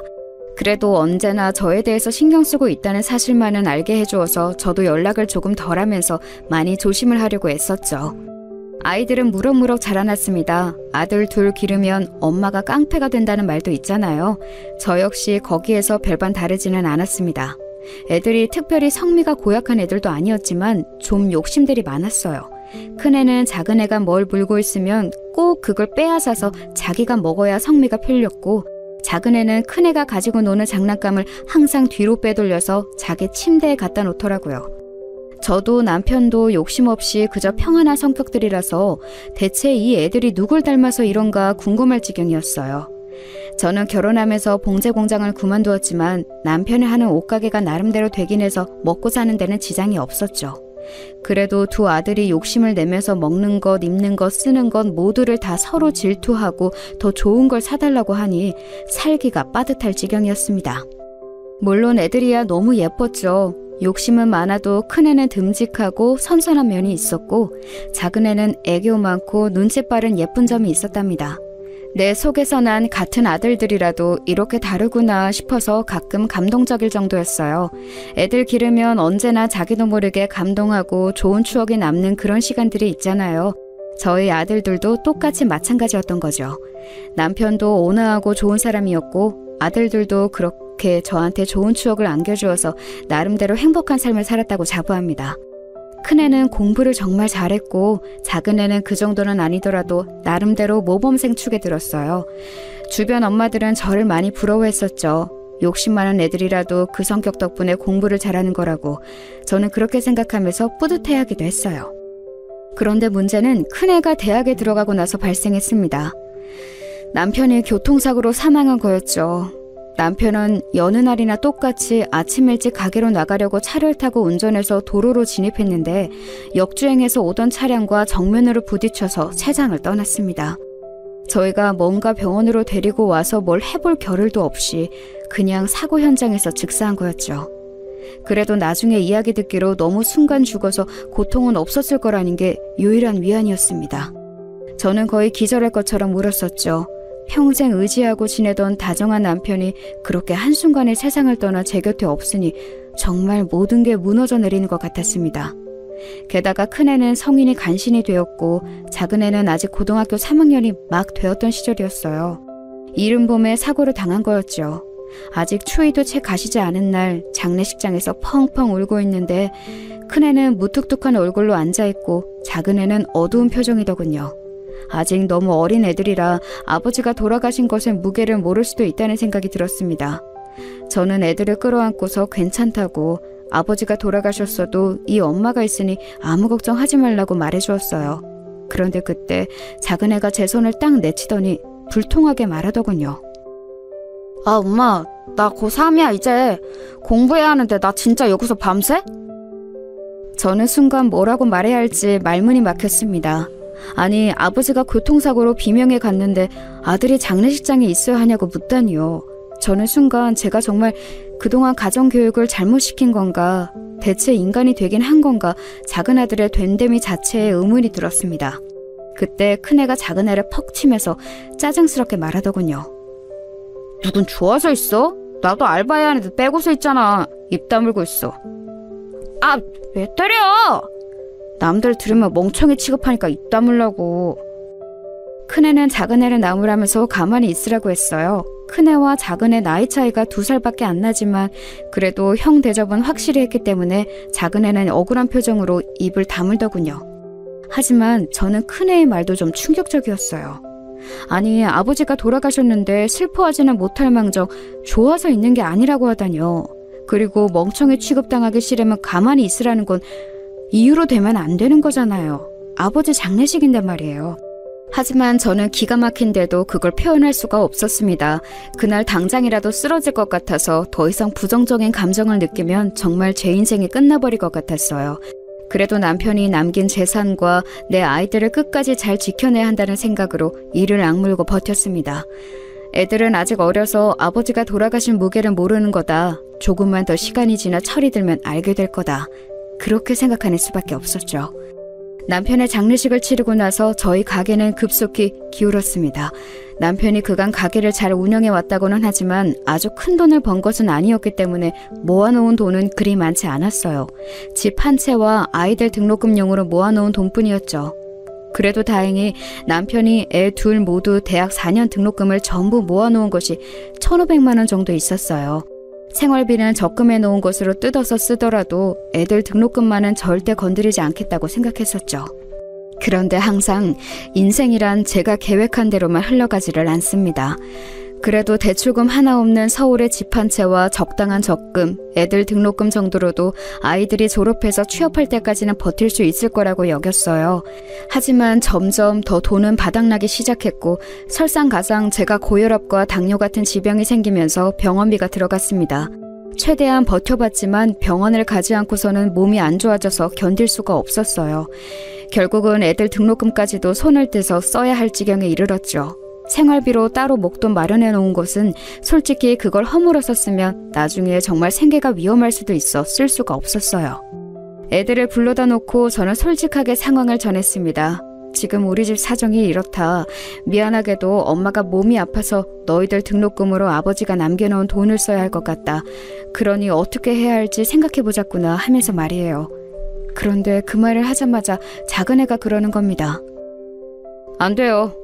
그 돈 아버지가 우리한테 준 건데 왜 엄마가 써요? 미안하다. 하지만 엄마가 지금 병원을 안 가면 몸이 더 안 좋아져서. 아, 안 된다고요. 내 건데 왜 엄마가 써? 작은 애는 막무가내로 안 된다고 했어요. 그때 작은 애는 대학 2학년이었는데 큰 애는 대학 4학년이었죠. 그나마 큰 애가 한 학기 남은 상황이라서 다행이었어요. 큰 애는 작은 애를 흘낏 보더니 비웃으면서 그러더군요. 아쉽긴 하지만 엄마 쓰세요. 그리고 나중에 집 팔고 나서 저한테 그 돈 주시면 되는 거예요. 뭐? 그런 게 어딨어? 난 4년 내내 장학금 받아서 다녔어. 님 뭐 했냐? 학점 망해서 등록금 다 내고 다녀놓고? 큰애의 일침에 작은애는 제대로 뭐라고 항변도 못하더군요. 하지만 저는 그리 개운한 입맛은 아니었습니다. 큰애는 어쨌든 이 집을 팔고서 등록금에 해당하는 돈을 내놓으라는 뜻이었죠. 장학금은 받았어도 그동안 등록금에 해당하는 돈은 큰애가 따박따박 다 가져갔기 때문에 남은 건 없었어요. 나머지 한 학기의 돈도 그렇게 하겠다는 뜻인데 정말 아픈 엄마 생각은 조금도 하지 않는구나 싶더군요. 물론 제가 아파서 아이들 앞으로 마련해 놓은 돈을 써야 하는 건 너무도 미안했지만 그래도 좀 씁쓸했어요. 일단 나중에라도 돈이 생기면 주겠다 애들한테 약속하고서 제 치료를 먼저 했죠. 몸은 여러 면에서 훨씬 나아지기는 했어요. 아무래도 집중적으로 치료를 받아서. 그러고 나서 애들이 졸업한 이후에 이제 취업을 했죠. 다들 군대도 대학 들어가자마자 다녀와서 칼 졸업에 칼 취업이었어요. 작은 애가 큰 애보다 좀 늦되고 공부를 잘하진 못했지만 그래도 나이 먹으니까 나름 야무지게 자기 일은 잘하더라고요. 물론 그것만 해도 참 감사하긴 했습니다. 나이 먹어 자기 앞가림 못해 부모 속 썩이는 애들이 한둘이어야죠. 취업하고서 큰애와 작은애 둘 다 20 후반일 때 결혼했어요. 큰애는 좋은 대기업에 들어가서 아주 미인을 만나더라고요. 게다가 상당히 친정이 잘 사는 집안이라 저한테도 우리 집에 꿀려 보이면 안 된다고 성화가 말도 아니었어요. 아들은 스펙 좋고 나름 훤칠하게 키도 큰 아이라서 그 아가씨가 반했던 것 같은데 결혼까지 가려니까 집안도 중요했던 거였죠. 예비 며느리라고 온 아이는 저희 아파트를 흘끔흘끔 둘러보면서 약간 마땅찮은 표정이었던 게 기억이 납니다. 그럴 때마다 큰애가 불안한 듯이 며느리 눈치를 봤었고요. 언제나 제 앞에서는 당당하고 할 말 다 하던 큰애라서 며느리 앞에서 그렇게 불안하게 좌불안석인 걸 보니 굉장히 낯설더라고요. 큰애는 상견례를 할 때도 어지간히 성화를 부렸어요. 우리가 집에 잘 살진 못하니까 어머니라도 교양 있고 우아한 부인으로 보여야 한다면서요. 그쪽 집안이 뭔가 바깥 사더니 법 쪽에 종사하고 괜찮은 집안이라서 우리 집도 그러기를 바라는 것 같았어요. 하지만 저는 애초에 가난한 집에서 살고 식모일을 하다가 봉제 공장에 들어갔던 여자인걸요. 어떻게 갑자기 교양 있는 귀부인이 되어서 그 사람들 비위를 맞춘답니까? 저희 남편이 살아있었어도 마찬가지였어요. 남편도 그저 소매점으로 먹고 살던 평범한 장사치였고 그렇게 좋은 집안 사람들하고 마주할 능력 같은 건 없었죠. 그래도 상견례에서 만난 사도는 그리 나쁜 분들은 아니었어요. 제가 그렇게 좋은 레스토랑에 익숙하지 않아서 쩔쩔맸지만 이해하는 얼굴로 지켜봐 주시기도 했습니다. 예비 며느리도 그저 웃고만 있었고요. 하지만 도리어 큰애가 저한테 난리를 부렸죠. 이런 곳에 안 와본 티 내지 말라고 촌스럽다고요. 한식집이었는데 직원이 와서 따로 음식을 덜어주고 고기도 내주고 하더라고요. 저는 그것도 모르고 먼저 반찬 나오자마자 그냥 집어먹고 제가 좋아하는 찬이 나와 살짝 당겨서 맛을 봤던 것뿐이었어요. 별로 잘못한 것도 아니었는데 큰애는 정말 난리도 그런 난리가 없었죠. 큰애가 그렇게 조바심을 내는 걸 보고 작은애가 한참이나 비웃었어요. 자기는 형처럼 저렇게 눈치 보는 결혼은 안 할 거라면서요. 그래도 큰애는 별탈은 탈 없이 결혼했습니다. 그리고 3년쯤 뒤에 작은애는 자기 직장에서 만난 아가씨를 데리고 왔습니다. 작은애가 데려온 예비 며느리는 또 뭔가 저희 집하고 다른 의미로 잘 맞지 않았어요. 가리기는 했지만 손목 쪽에도 문신이 살짝 보였고 발목에도 문신이 있었어요. 작은애의 말로는 멋쟁이라서 그렇다고는 하는데 저희 시대에는 사실 문신이 그렇게 좋은 모습이 아니긴 하잖아요. 그래서 저는 좀 미신쩍은 얼굴로 있었는데 새침한 큰 며느리하고는 다르게 작은 며느리감은 아주 살갑게 어머님 어머님 하면서 잘 달라붙더라고요. 애가 그렇게 나오니까 저도 그냥 좋아서 오냐오냐 하게 되었고요. 사실 작은 며느리감은 제가 선호할 만한 애는 아니었어요. 친정 부모님은 두 분 다 안 계시고 어릴 때 아버지가 돌아가신 후 최근 어머니가 돌아가셨다고 하더라고요. 편못을 하에 자랐다는 건데 며느리감으로 선호할 만한 가정 환경은 아니었던 거죠. 게다가 대학을 나온 아가씨도 아니고 고졸이었고 작은애 직장에서는 격리로 일을 하고 있던 아가씨였고요. 그래도 아들이 행복하다면 제가 어떻게 말리겠습니까? 그래서 그냥 결혼을 시켰죠. 사실 제가 큰애나 작은애 둘 다한테 별다르게 할 말이 없었어요. 제가 비록 어미이기는 했지만 별다른 능력이 없어 남편이 남긴 돈으로 먹고 살고 있었고 그 때문에 애들 결혼 비용도 많이 대주진 못했거든요. 사실 아예 대주진 못할 지경이었는데 집을 팔아서 일부를 주기는 했습니다. 큰애가 결혼할 때 그랬거든요. 자기 등록금 제가 병원비로 썼던 거 결혼식에 쓰게 해달라고요. 그런데 제가 뭐 돈이 있나요? 그래서 제가 살던 집을 팔고 그 돈을 일부 떼어서 주기로 했죠. 큰애는 좋은 집 딸하고 결혼해서인지 지금 당장 돈을 더 주기를 바라기도 했어요. 이왕 유산으로 줄 거 그냥 자기한테 지금 달라는 식이었죠.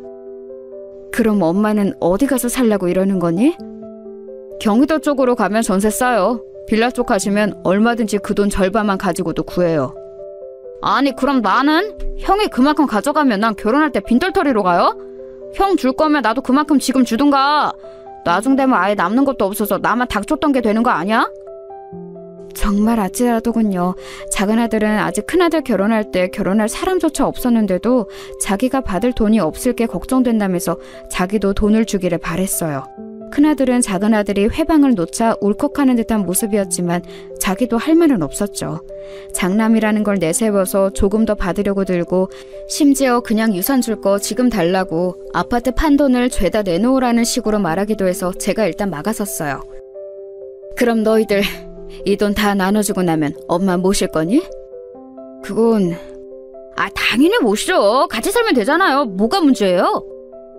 큰아들은 지금 당장 결혼하는 상황이니 제대로 말을 못하는데 작은아들은 철딱서니 없이 잽싸게 대답하더라고요. 저는 작은아들의 그 말도 믿을 수 없었지만 큰아들이 바로 대답하지 못하는 것도 너무 서운했어요. 하지만 큰아들은 한참이나 고민하더니 이윽고 고개를 끄덕이더군요. 사실 뭐 그 돈 주시면 꽤 큰 집 구할 수 있을 테니까 그럼 모시고 사는 거 어렵지 않죠. 그 말 믿어도 되는 거니? 전 쟤하고는 달라요. 될 만할 때 말하는 거예요. 큰아들은 조금 차갑게 대답했지만 도리어 그 말이 작은아들의 호언장담보다 미더웠어요. 그래도 제 말에 조금이라도 고민을 하고서 대답을 한 거였으니까요. 그래서 큰애 결혼 직전에 아파트를 팔아서 애들한테 나눠주었죠. 저한테는 정말 생활비 몇 푼밖에 남지 않았고 그래서 큰애는 결혼 직후부터 저와 같이 살아야 했습니다. 큰며느리는 대놓고 싫은 티를 내지는 않았지만 그래도 마땅찮아하는 기색이 종종 보였어요. 그건 너무 당연한 일이기는 했죠. 요즘 며느리들이 어디 결혼하고서 합가할 생각이나 하나요? 하지만 어쨌든 큰아들이 어떻게 설득하기는 했는지 제가 같이 산다고 했을 때 별말 없이 받아들이더군요. 적어도 제 앞에서 대놓고 뭐라고 하지는 않았어요. 그것만으로도 감지덕지였죠. 다만 큰아들은 제가 집에 있을 때 꼭 방 안에만 있으라고 당부했어요. 지금 사돈댁에서도 제가 아들 부부와 같이 산다는 사실을 무척 안 좋게 생각하신다면서 며느리한테 거슬리지 말고 제발 방 안에서 별일 없으면 나오지 말라는 말을 반복해서 제게 하기도 했죠.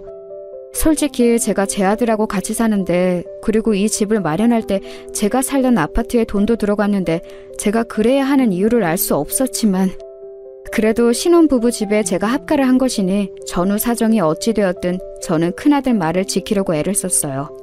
애들 부부 생활에 제가 방해가 되면 안 된다는 생각에서였습니다. 그건 어미로서 어쩌면 당연한 일이기도 했고요. 처음 2, 3년은 어찌어찌 지나갔어요. 아직 애가 없으니 큰아들 부부는 주말에 거의 외지로 나들이를 갔고 빈집에서 저는 주말만이라도 숨통이 튀어서 살 수가 있었죠. 사실 남편이 남긴 유산도 이제 거의 없는 상황에 그렇게 살 수 있는 것도 다행이라는 생각이 들었습니다. 어쨌든 남의 집이 아닌 아들네 집에서 생활하는 것이었으니까요. 그런데 작은 아들이 결혼하면서 집을 얻고 나서 상황은 돌변했습니다. 작은 아들은 큰애가 결혼할 때 동시에 받았던 재산을 그 사이에 제법 많이 써버려서 집도 작은 걸 마련할 수밖에 없었어요. 그런데 큰애는 기다렸다는 듯이 저를 작은애한테 넘기려고 했던 거였죠. 이제 네가 어머니 모셔야지. 여태 내가 3년 모셨으니 이제부터 네가 3년이야. 아니, 우리 집 진짜 코딱지만 하고 방 딱 한 개인데 무슨 엄마를 우리가 모셔? 그럼 돈만 쏙 빼먹고 안 모시겠다고? 너 돈 받으면서 호언장담했던 거 기억 안 나? 형이 더 많이 받았잖아. 그러니까 형이 모셔야지. 내가 얼마 더 받았지? 1,000만 원 더 받았나? 야, 양심 좀 있어라. 제가 보는 앞에서 큰아들과 작은아들은 서로 그런 식으로 대거리하면서 싸웠어요. 정말 어찌나 화가 나고 분하던지요. 아들들이 서로 저를 모시기 싫다고 서로 떠넘기려고 거의 드자빚을 직전까지 가는 꼴을 보니 제가 헛살았다 싶었습니다. 하지만 동시에 제 수중에 돈이 전혀 없었기 때문에 화가 나도 멀거니 보고 있을 수밖에 없었어요. 제가 애들 혼내고 나면 갈 곳이 아무 데도 없어서 그냥 길바닥에 나앉을 수밖에 없었거든요. 다 늙은 나이에 지금 어디 가서 일할 곳을 찾을 수도 없는 노릇이었고 그저 애들 싸우는 걸 처분만 바라는 심정으로 바라보고 있었죠. 결국 작은 아들이 저를 데려가게 되었어요. 방 하나 있는 집에 가서 대체 나를 어떻게 모시겠다고 하는 것인지 의문이 들 수밖에 없었습니다. 작은 며느리는 결혼 전 그렇게나 사근사근 하던 얼굴을 싹 지운 채 우거지상을 한 채로 저를 맞이했어요. 도무지 어른을 대하는 얼굴이라고는 볼 수 없을 정도로 대놓고 짜증을 내고 있는 표정이었죠. 결국 불편한 동거가 시작되었습니다. 작은 아들네는 거실에서 자고 제가 방에서 자는 상황이었어요. 방도 크지 않은데 거기에 작은 아들 부부의 온갖 짐이 다 들어와 있었고 바닥에는 저 혼자만 잘 수 있는 딱 그 정도 크기의 공간만 있었고요. 이불을 펴면 제가 제대로 움직이지도 못하고 차렷 자세로 잘 공간이었어요. 그리고 제가 자려고 불 끄고 누우면 작은 며느리가 멋대로 불을 켜고 들어와서 물건을 찾아 나가고는 했죠. 처음에는 어머님 죄송하다는 인사라도 있었는데 조금 지나니까 아예 그 말도 없이 뚱한 표정으로 들어와서 멋대로 불을 켜고 뒤적거리고 온갖 시끄러운 소리를 내더라고요. 얼마나 힘들었는지 말도 못합니다. 그렇게 작은 아들 내서 몇 년을 거의 몸이 굳어질 지경으로 지냈어요. 낮에는 거의 쫓겨나듯이 밖으로 나와서 동사무소 의자나 은행 의자에 앉아서 눈치를 보면서 시간을 죽이기도 했습니다. 작은 며느리가 집에 있으면서 제가 있는 기척이라도 들리면 대놓고 물건을 던지면서 짜증을 부렸거든요. 그 꼴을 보기 싫어서라도 제가 나와야 했던 거였죠. 그래도 큰 며느리는 교양이 있어서인지 잘 배운 애여서인지 제가 들리는 한도 내에서는 대놓고 짜증을 내지 않았는데 작은 며느리는 정말 아무것도 생각하지 않고 자기 내키는 대로 화풀이를 하더라고요. 그렇게 작은 아들네와 사는 게 얼렁뚱땅 10년이 지났어요. 처음에는 작은 아들네가 3년 만에 저를 내보내려고 했지만 거의 그 시기가 지날 즈음 작은 며느리가 아이를 낳고 나니 그 애를 봐줄 사람이 필요했던 게지요. 저는 손주를 봐주면서 그래도 작은 아들네 집에서 버틸 수가 있었습니다. 하지만 애가 나이를 먹고 초등학교에 들어갈 나이가 되자 이제 작은 며느리는 노골적으로 제가 귀찮다는 듯한 기색이었어요. 그러자 작은 아들이 기다렸다는 듯이 일어나서 저를 끌고 큰아들네로 갔죠. 애들 사이에서는 또다시 싸움이 벌어졌습니다. 이제 10년이 지났으니 형네가 데려가라고 작은 아들이 저를 큰아들네로 데려가서 요구했던 거였죠. 자기는 충분히 아주 오랜 시간 저를 데리고 있었다고 생각하더군요. 하지만 제가 공짜로 있었던 것도 아니고 집안일이며 육아며 거의 제 손으로 다 했었던 건 기억도 나지 않는 듯이 굴었습니다. 작은 아들은 막무가내로 제 짐을 전부 싸서 들고서는 큰아들네 아파트 문 앞에 내려놓고 저를 거기 데려다 놓고서는 큰아들을 불러내서 모시라고 요구했어요. 큰아들은 지금 당장은 곤란하다고 짐 정리도 해야 하고 여러 가지 준비해야 한다고 말했지만 작은 아들은 귓등으로도 듣지 않았습니다. 소란에 나와본 큰며느리도 답답한 얼굴을 하고 있었죠. 저는 더 답답했습니다. 큰아들네도 난임으로 작은아들네보다 좀 늦기는 했지만 그 사이에 아이가 태어나서 육아 중이었고 저하고 같이 살기엔 정말 마땅하지 않은 상태였기 때문이었어요. 다만 제가 들어가면 아이를 봐줄 수는 있겠다 싶기는 했습니다. 다만 큰며느리네 안사돈과 그쪽에서 붙여준 시터가 아이를 돌봐주고 있어서 제가 잉여 인력일 수도 있기는 했지만요. 결국 작은아들의 막무가내 못 이겨서 큰아들은 저를 집 안으로 들였습니다. 큰며느리는 이전과는 달리 저를 제대로 보려고도 하지 않더군요. 지긋지긋하다는 듯한 표정을 지우지도 않은 채 그냥 아이를 안고 들어가서 방에서 나오지도 않았습니다. 그나마 당시 안사돈은 안 계셨고 사돈댁에서 붙여준 시터만 있더라고요. 저는 정말 머쓱하고 어찌 몸둘 바를 몰라 쩔쩔매며 거실에 서 있는데 큰아들이 대충 제 짐을 들고 작은 방 하나에 밀어넣었습니다. 들어가 보니 창고로 쓰는 을씨년스러운 방이었어요. 그 사이에 큰아들은 더 큰 집으로 이사를 해서 아예 골방을 하나 만들어둔 모양이더군요.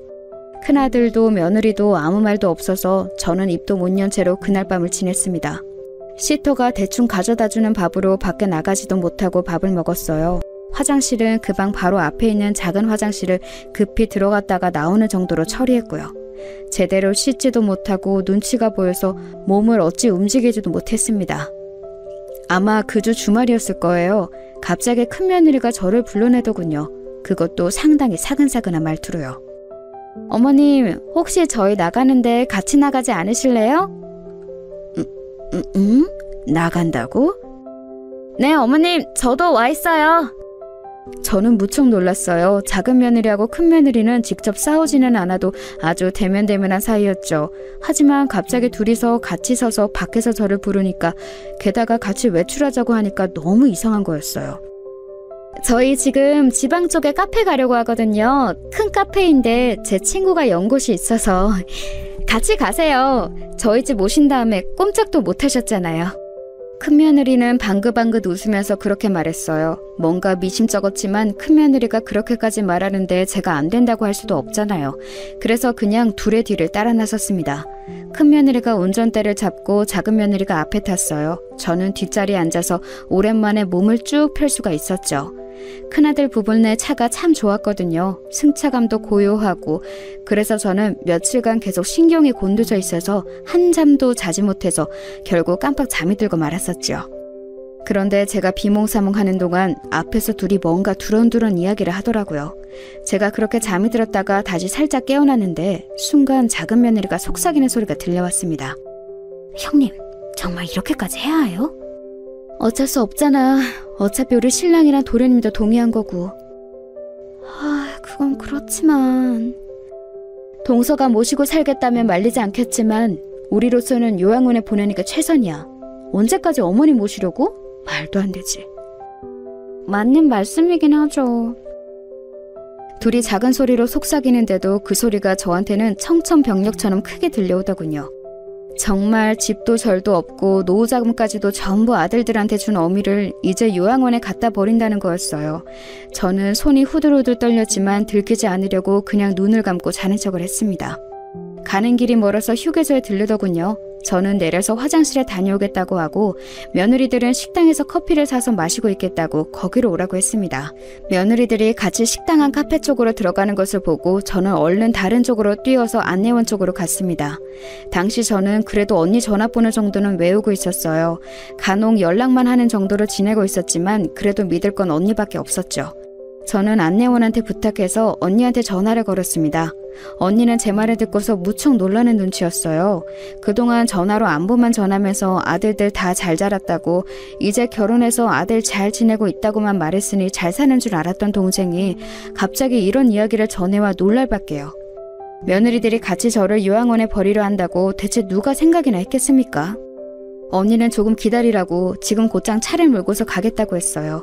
저는 알겠다고 하고서 며느리들을 피해서 주차장 먼 쪽 작은 건물 뒤에 숨어 있었습니다. 저 멀리로 주차장에서 며느리들이 제가 없다면서 난리가 난 모습이 보이더라고요. 하지만 저는 숨을 죽인 채로 숨어서 그 모습을 지켜봤습니다. 며느리들은 크게 한참이나 떠들더니 결국 포기하고서 차를 타고 떠나더군요. 그러고 나서 얼마가 지났을까요? 언니가 말했던 파란색 승용차 한 대가 휴게소 앞으로 바삐 달려왔습니다. 아주 새파란 차라고 언지를 해주었기 때문에 눈여겨보고 있었는데 거기서 곧장 언니가 내리더라고요. 그래서 저는 얼른 뛰어나가서 언니 손을 붙잡았지요.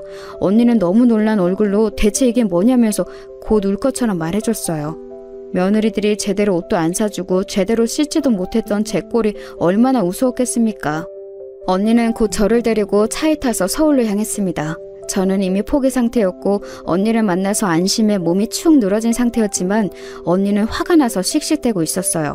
어떻게 그런 인간 말종들이 자식으로 태어났냐면서 대체 어미를 요양원에 버리겠다는 생각은 어떻게 하는 거냐고 화를 냈지요. 연락처 내놓으라고 제대로 혼을 내주겠다면서요. 하지만 저는 고개를 저었습니다. 애들한테 제가 할 말도 없다고 생각했어요. 제가 못나서 남편이 그나마 남겨준 재산을 모두 까먹고 돈도 벌지 못했던 걸 어쩌겠습니까?